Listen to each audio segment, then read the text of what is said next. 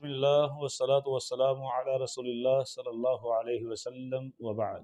کیا عورت ناپاکی کی حالت میں یا جنابت کی حالت میں بچے کو دودھ پلا سکتی ہے؟ دیکھیے، شریعت کا اصول جو ہے وہ بڑا کامن ہے اور ہر ایک کے لیے ہے کیا کہ لا یکلف اللہ نفسا الا وسعها۔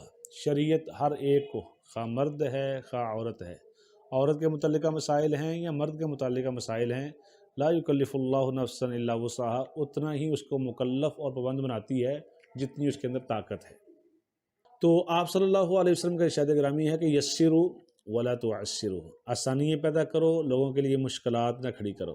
اور آپ صلی اللہ علیہ وسلم نے ایک حدیث میں اپنی بعثت کا مقصد جو بیان فرمایا بعثت میسرا، میں اس لیے مبعوث کیا گیا ہوں، اللہ تعالیٰ نے مجھے آسانیاں پیدا کرنے والا بنا کر بھیجا ہے۔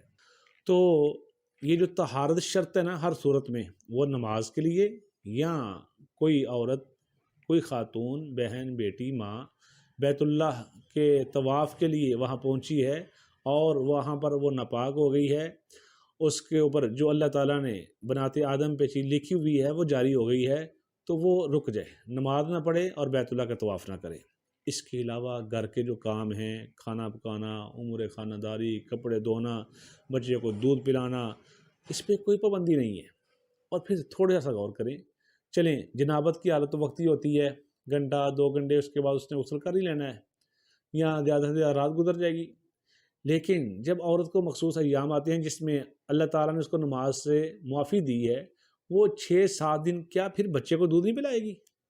اور ایسے ہی عورت جب نفاس کی حالت میں ہوتی ہے، جب بچے کی ولادت ہوتی ہے، جس کی گدان جو 40 دن کا اپنی طبیعت کے یا علاقے کے حساب سے 40 دن کے لگ بھگ جو دن بنتے ہیں، تو کیا وہ 40 دن تک بچے کو دودھ نہیں پلائے گی؟